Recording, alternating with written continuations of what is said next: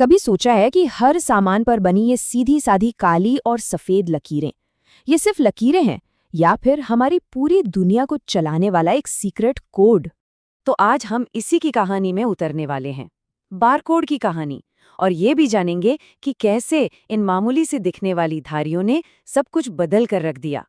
इस पूरे सफर में हम देखेंगे कि ये आइडिया आखिर आया कहाँ से, वो पहली बीप की आवाज कब और कैसे गूंजी, इसने हमारी दुनिया पर क्या असर डाला, और हाँ, इसका भविष्य कैसा होने वाला है। तो चलिए शुरू करते हैं पहले पड़ाव से, एक आइडिया का जन्म। और यकीन मानिए, ये कहानी एक समंदर के किनारे से शुरू होकर एक ग्लोबल स्टैंडर्ड तक पहुंचती है। जरा एक बार उस जमाने के बारे में सोचिए जब बारकोड नहीं थे। सुपरमार्केट के काउंटर पर लंबी लंबी लाइनें, कैशियर एक एक चीज का दाम हाथ से डाल रहा है, गलतियां हो रही हैं और सब कुछ बहुत ही ज्यादा धीमा और महंगा था। साफ था कि एक बेहतर तरीके की सख्त जरूरत थी। और इसका हल मिला एक बहुत ही अनोखी जगह पर। बात है 1949 की। एन जोसेफ वुडलैंड समंदर किनारे बैठे थे और उन्होंने मोर्स कोड से प्रेरणा लेकर रेत पर कुछ लकीरें खींच दीं। बस यहीं से वो चिंगारी जली। 1952 तक वुडलैंड और बर्नार्ड सिल्वर ने एक गोल बुलजाई डिजाइन का पेटेंट तो ले लिया, पर असली गेम चेंजर अभी आना बाकी था। वो थे IBM के जॉर्ज लॉरर। 1970 के दशक में उन्होंने इस आइडिया को वो शक्ल दी जिसे हम आज जानते हैं, लीनियर यूपीसी, और 1973 में इसी डिजाइन को ऑफिशियल स्टैंडर्ड मान लिया गया। तो आखिर फर्क क्या था इन दोनों में? देखिए, वुडलैंड का बुलजाई डिजाइन आइडिया के तौर पर तो बहुत अच्छा था, पर उसकी एक प्रैक्टिकल दिक्कत थी। प्रिंटिंग के दौरान अगर स्याही जरा सी भी फैल गई तो स्कैनर उसे पढ़ ही नहीं पाता था। और यहीं पर जॉर्ज लॉरर की समझदारी काम आई। उनका सीधी लकीरों वाला डिजाइन इस तरह बनाया गया था कि अगर वो थोड़ा बहुत फैल भी जाए तो भी स्कैनिंग में कोई दिक्कत ना हो। मतलब ये भरोसेमंद था, और बिजनेस को यही तो चाहिए था। तो आइडिया अब एक हकीकत बन चुका था, और अब वक्त था उस पल का जो इतिहास में दर्ज होने वाला था। हमारा दूसरा पड़ाव, पहली बीप की गूंज, वो आवाज जिसने क्रांति की शुरुआत की। इस तारीख को, इस वक्त को याद रखिएगा। 26 जून 1974 सुबह के 8:01। जगह थी ओहायो का एक मार्श सुपरमार्केट। और वो पहली चीज जो स्कैन हुई वो थी रिगली के जूसी फ्रूट च्यूइंग गम का एक पैकेट। उस दिन जो वो बीप की आवाज आई ना, वो सिर्फ एक पैकेट के स्कैन होने की आवाज नहीं थी, वो एक नए युग की शुरुआत थी। अच्छा, तो इन लकीरों के पीछे छिपा क्या है? ये दरअसल 12 अंकों का एक कोड है। पहला अंक बताता है कि प्रोडक्ट किस तरह का है। अगले 5 अंक बनाने वाली कंपनी की पहचान होते हैं। उसके बाद के 5 अंक उस खास प्रोडक्ट की पहचान होते हैं। और सबसे आखिर में होता है एक चेक डिजिट, जिसका काम बस ये पक्का करना है कि स्कैनर ने कोड को बिल्कुल सही पढ़ा है ना कमाल का सिस्टम?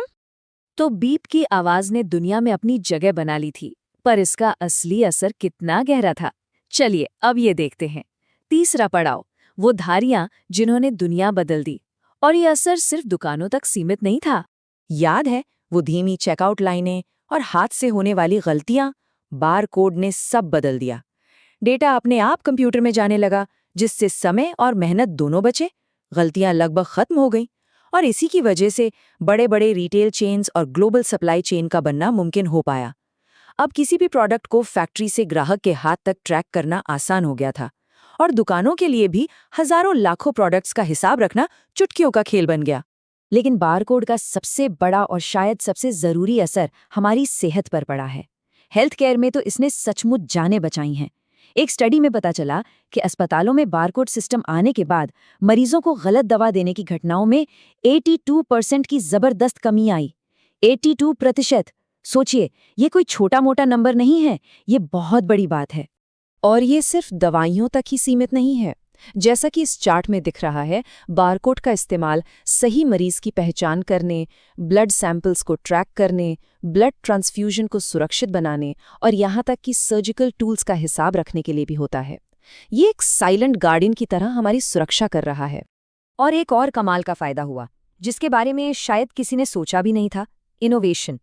ये ग्राफ देखिए, ये साफ दिखाता है कि जैसे ही कंपनियों ने बारकोड अपनाना शुरू किया, मार्केट में अचानक से नए नए प्रोडक्ट्स की बाढ़ आ गई। क्यों?